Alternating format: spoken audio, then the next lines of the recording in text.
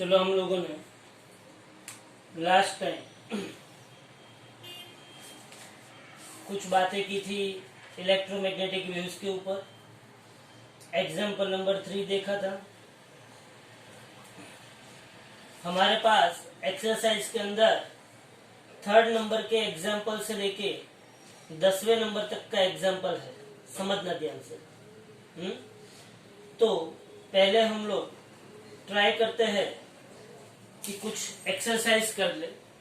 Examples और exercise दो ही ये चैप्टर के बहुत ही मेन बात है, बाकी तो सिंपल चैप्टर है। देखो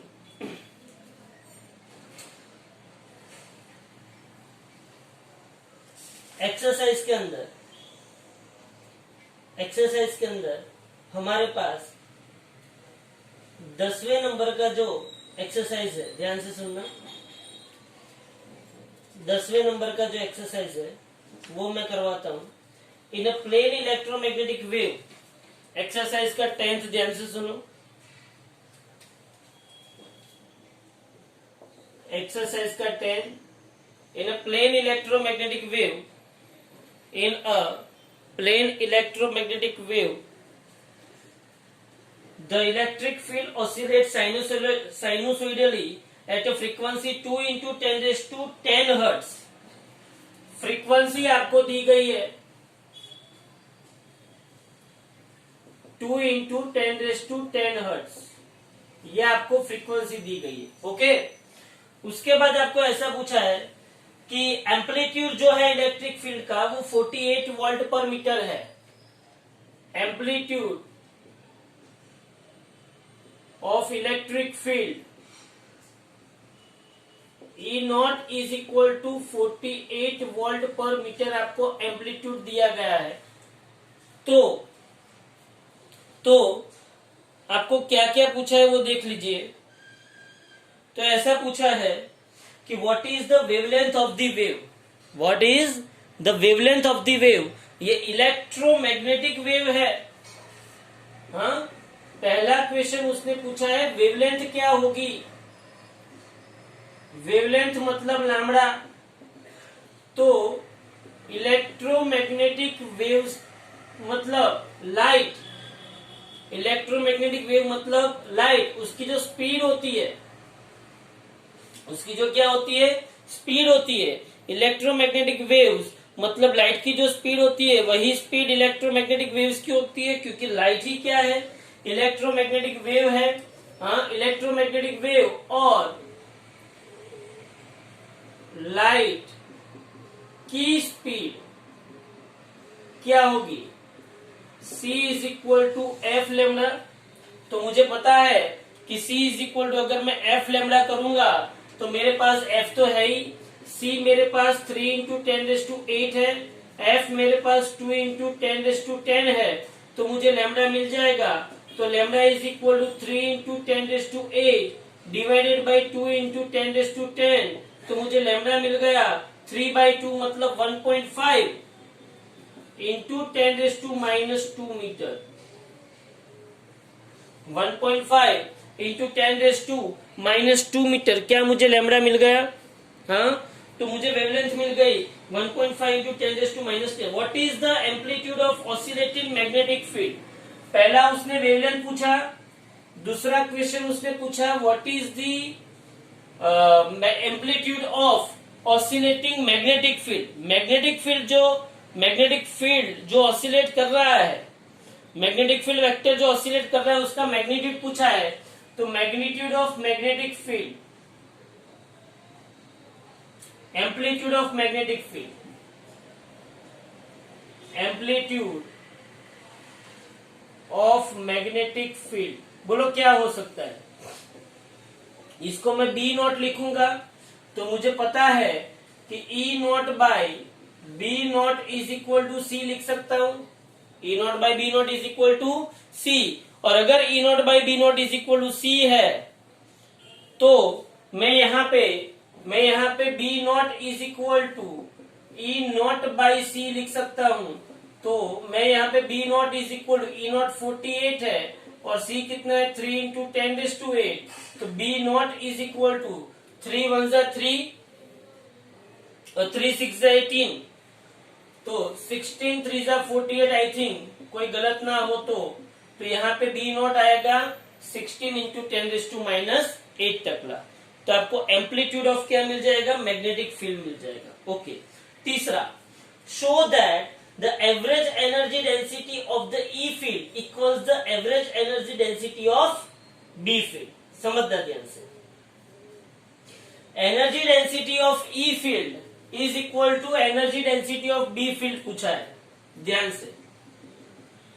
तो पहले तो मेरे पास average energy density of electric field क्या होगा, rho E is equal to average energy density of electric field क्या होगा, rho E is equal to half epsilon 0 square R M S, half epsilon 0 square R M S होगा। लेकिन मेरे पास E Ramesh is equal to, मेरे पास E Ramesh is equal to, मेरे पास क्या है, E Ramesh is equal to मेरे पास ई नॉट बाई √2 है। बोलो है कि नहीं है, बोलो ई रमेश इज इक्वल टू मेरे पास क्या है, ई नॉट बाई √2। तो मैं यहाँ पे क्या लिख सकता हूँ, मैं यहाँ पे क्या लिख सकता हूँ, rho E is equal to 1/2, rho E is equal to 1/2 epsilon naught E naught by √2 का स्क्वायर, ई नॉट बाई √2 का स्क्वायर। तो यहाँ पे मेरे पास आएगा rho E is equal to 1/2 epsilon naught E naught square by 2। चलो, ई not मुझे पता है 48, ई नॉट मुझे पता है, rho E is equal to 1/2 epsilon naught मतलब 8.85 इंटू 10⁻⁻12, ये 48 इंटू 48 और डिवाइडेड बाई ये क्या आएगा 2। इसका जब हम सॉल्यूशन करेंगे तो हमको एनर्जी डेंसिटी मिलेगी, और एनर्जी डेंसिटी का यूनिट क्या है, जूल पर मीटर क्यूब। ये हमको कौन सी एनर्जी डेंसिटी मिली, कौन सी एनर्जी डेंसिटी मिली है, इलेक्ट्रिकल एनर्जी डेंसिटी। ओके, अब यहां पे देखो, ये मुझे इलेक्ट्रिक एनर्जी डेंसिटी मिली।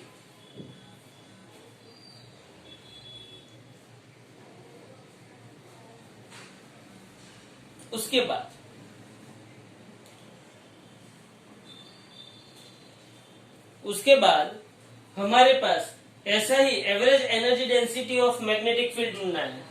हाँ, average energy density of magnetic field क्या होगा, तो average energy density of magnet rho B is equal to b²RMS/2 mu naught. Average energy density of magnetic field क्या होगा, rho B is equal to b²RMS/2 mu naught, बराबर है। But b²RMS मतलब b/RMS क्या होगा, b/RMS इज इक्वल टू क्या होगा, b0/√2। तो rho B is equal to 1/2 mu naught तो है ही, और b²RMS की जगह पे b02/2 आ जाएगा। b²RMS की जगह पे क्या आएगा, b02/2। ओके, उसके बाद मैं क्या लिख सकता हूं, रो बी इज इक्वल टू 1/2 4π मतलब म्यू नॉट मतलब 4π इंटू 10⁻⁷ बी नॉट मेरे पास कितना है 16 इंटू 10⁻⁸, तो 16 इंटू 16 इंटू 10⁻⁻16/2। इतना करोगे तो आपके पास क्या आ जाएगा, rho B is equal to something joule per metre cube. Clear हुआ यहाँ पे। तो यहाँ पे आपके पास रो ई आया और रो बी आया। आप अगर इसको अच्छी तरीके से सॉल्व करोगे तो कंपलसरी आपको डेफिनेटली इस दोनों की वैल्यू क्या मिलेगी, सेम मिलेगी। इन दोनों की वैल्यू क्या मिलेगी, आपको सेम मिलेगी। और अगर आपको थियोरेटिकली भी देखना है, समझना ध्यान से, और अगर आपको तो हम इसको यहाँ पे थियोरिटिकली भी निकाल सकते हैं। थियोरिटिकली हम कैसे निकाल सकते हैं, ध्यान से समझना कि यही चीज हमको, कि हमने तो हमको ये वैल्यूज दी थी, तो वैल्यूज के ऊपर से हम लोग लाए, और हम लोगों को अगर वैल्यूज नहीं दी है और ऐसे ही हमको इन दोनों को इक्वेट करने का मौका मिला, तो हम कैसे करेंगे, rho E is equal to E RMS का स्क्वायर, अरे half epsilon 0 is E RMS का स्क्वायर है, rho E is equal to half epsilon naught E RMS का स्क्वायर है। बट आपको पता है कि E RMS divided by B RMS is equal to C है, तो क्या मैं E Ramesh is equal to C into B RMS लिख सकता हूं? सो मैं रो E is equal to half epsilon naught square RMS की जगह पे C square B square RMS लिख सकता हूं। ओके, एक मैंने ये चेंजेस किया। Now C square is equal to 1/म्यू नॉट एप्सिलॉन नॉट होता है, तो ये सी स्क्वायर मैं यहाँ पे लगा दूं, तो rho E is equal to half epsilon naught C square की जगह पे 1/म्यू naught epsilon naught into B square RMS लिख सकता हूँ। हाँ भाई, बिल्कुल लिख सकता हूँ। बोलो समझ में आ रहा है कि नहीं आ रहा है? हाँ, और उसके बाद ये एप्सिलॉन नॉट ने इस एप्सिलॉन नॉट को कट किया, तो rho E is equal to ये B square RMS divided by two mu naught आया, लेकिन वो तो क्या है, रो बी है, तो क्या मैंने रो ई मतलब कि average energy density for electric field is equal to average energy density for magnetic field मैंने प्रूफ कर दिया। तो ये एक्सरसाइज का 10वें नंबर का क्वेश्चन था।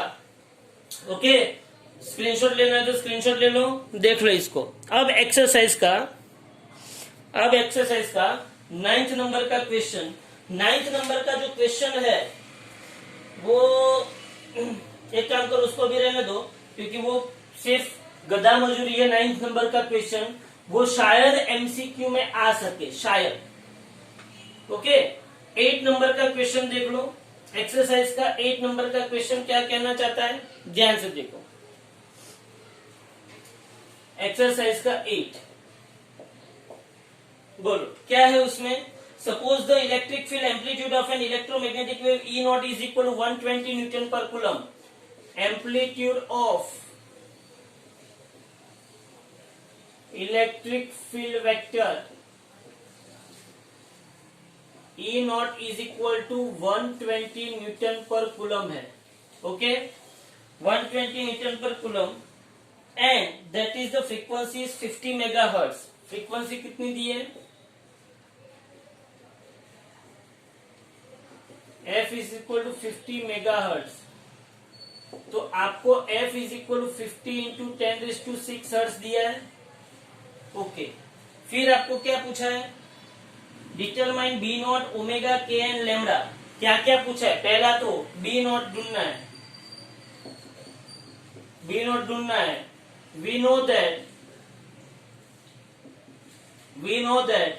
ई naught by B naught is equal to C, तो B naught is equal to E naught by C. तो B naught is equal, E naught कितना है 120 और सी कितना है 3 इंटू 10⁸ तो B naught is equal 3 4 12, 40 into 10⁻⁸ तक ला। बोलो बी नॉट मिल गया। फिर आपको क्या पूछा है, ओमेगा एंगुलर फ्रीक्वेंसी। दूसरा चीज आपको पूछा है एंगुलर फ्रीक्वेंसी ओमेगा।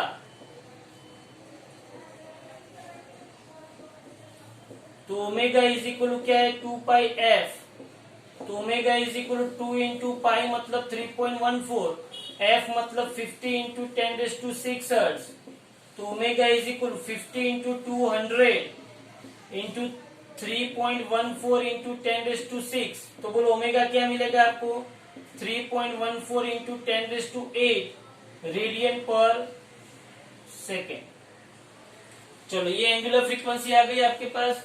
तीसरा आपके पास क्या आया, तीसरा आपको वेव वेक्टर पूछा है। क्या पूछा है, वेव वेक्टर। तो बोलो वेव वेक्टर क्या होगा, वेव वेक्टर के क्या होगा। तो आपको पता है कि omega is equal to 2 pi by 2 pi F. अच्छा, C is equal to F lambda. तो लैम्बडा इज इक्वल, अच्छा वेव वेक्टर ढूंढने के लिए पहले मुझे वेव लेंथ ढूंढ लेनी पड़ेगी। वेव लेंथ में ढूंढ लू लैम्बडा, तो लैम्बडा मुझे कहां से मिलेगा, c is equal to half lambda, तो lambda is equal to c by F, तो lambda is equal to c कितना है 3 इंटू 10⁸ और f कितना है 50 इंटू 10⁶। तो उसके ऊपर से मुझे क्या मिलेगा, लैम्बडा मिलेगा, और उसके ऊपर से मुझे फोर्थ मिलेगा वेव वेक्टर। वेव वेक्टर का इक्वेशन क्या है, वेव वेक्टर मतलब के मतलब क्या होगा 2 पाई बाई लैम्बडा। बोलो समझ में आया। तो ये चार चीजें मुझे मिली। Find expressions for E and B. E and B के लिए अगर मुझे एक्सप्रेशन लिखना है तो मैं कैसे लिखूंगा, ई एंड बी के लिए अगर मुझे एक्सप्रेशन लिखना है तो ध्यान से देखो,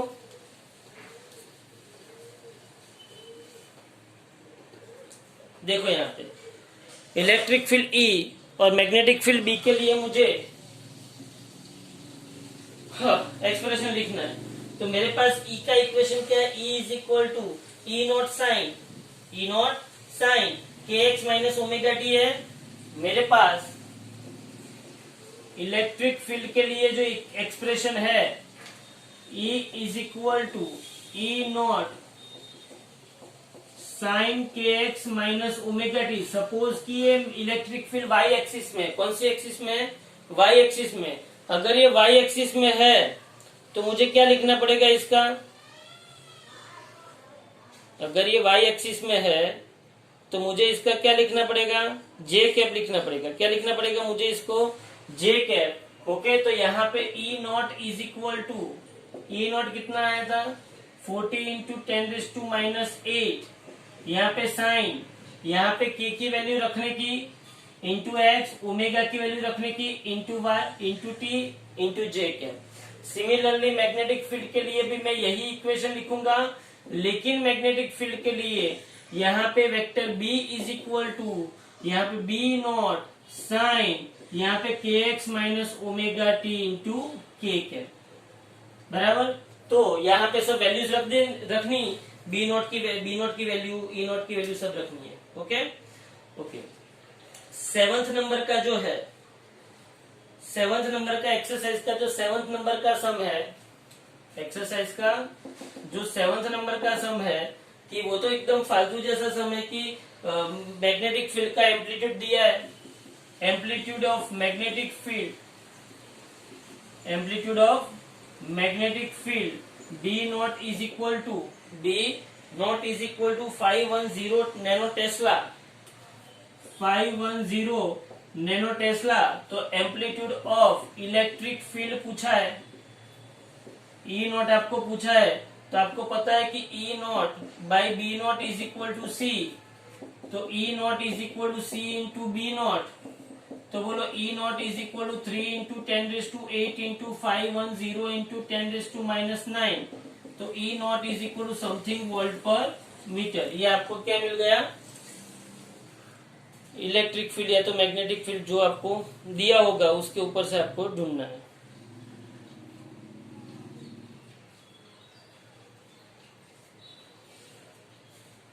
ओके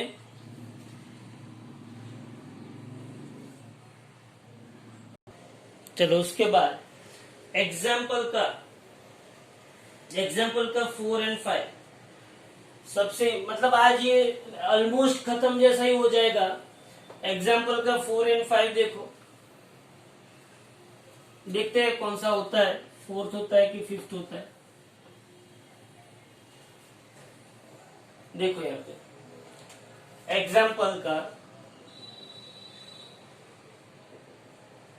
4 ले लेते हैं। चलो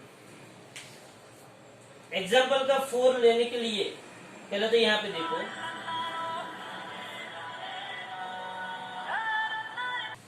एग्जाम्पल नंबर 4 के अंदर लाइट विथ एनर्जी फ्लक्स 18 वाट पर सेंटीमीटर स्क्वायर। अब मुझे ये बताओ कि ये एनर्जी फ्लक्स मतलब क्या है। तो total energy falling on the surface, total energy falling on the, समझना ध्यान से, यहां पे आप लोगों को एनर्जी फ्लक्स बोला है, मतलब कि पर unit area per unit area कितना इंटेंसिटी ऑफ एनर्जी इंसिडेंट होता है उसको हम क्या बोल सकते हैं, एनर्जी फ्लक्स। तो याद रखना एनर्जी फ्लक्स का यूनिट या तो एनर्जी फ्लक्स का फॉर्मूला याद रखना, क्या है फॉर्मूला एनर्जी फ्लक्स का। तो energy per unit area per unit time is known as energy flux, जिसको हमने दूसरा नाम क्या दिया था, इंटेंसिटी। याद करो, energy per unit area per unit time, इसको हम क्या बोलते हैं, एनर्जी फ्लक्स। समझना ध्यान से, energy per unit area per unit time उसको हम क्या बोलते हैं, एनर्जी फ्लक्स। तो उसने यहाँ पे एरिया दिया है 20 सेंटीमीटर स्क्वायर, एरिया उसने क्या दिया है 20 सेंटीमीटर स्क्वायर, मतलब कि area is equal to 20 into 10⁻⁻⁴ metre square. और टाइम उसने क्या दिया है, t इज इक्वल टू उसने दिया है 30 मिनट। 30 मिनट है, 30 मिनट है, तो t इज इक्वल टू मैं 30 इंटू 60 सेकेंड लिख सकता हूं कि नहीं लिख सकता हूं। अगर मेरे, और एनर्जी फ्लक्स मुझे क्या दिया है, मुझे एनर्जी फ्लक्स दिया है, एनर्जी फ्लक्स मुझे दिया है 18 वॉट पर सेंटीमीटर स्क्वायर, 18 वॉट पर सेंटीमीटर स्क्वायर। समझना ध्यान से,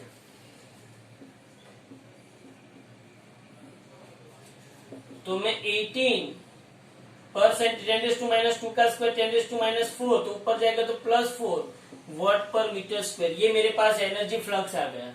तो उसके ऊपर से क्या मैं एनर्जी को ढूंढ सकता हूं। एनर्जी को अगर मुझे ढूंढना है तो मैं कैसे ढूंढूंगा, अगर मुझे एनर्जी को ढूंढना है तो यही इक्वेशन में से मैं एनर्जी को सब्जेक्ट ऑफ इक्वेशन बनाऊंगा। Energy is equal to energy flux into area into time. तो energy is equal to, energy flux कितना हुआ 18 इंटू 10⁻⁴ इंटू एरिया कितना हुआ 20 इंटू 10⁻⁻⁴ इंटू टाइम कितना हुआ 1800। तो आपको क्या मिल जाएगा, एनर्जी मिल जाएगी। बराबर, ये आपको एनर्जी मिल गई। उसके बाद उसने क्या पूछा है, light which energy, if the surface has an area, find the average force exerted on the surface during a 30 minute span। मुझे फोर्स चाहिए, फोर्स इज इक्वल टू क्या होता है, फोर्स इज इक्वल टू क्या होता है, momentum upon time. Force is equal to क्या होता है, मोमेंटम अपॉन टाइम। तो यहां पे मुझे एनर्जी मिल गई, सो टोटल मोमेंटम,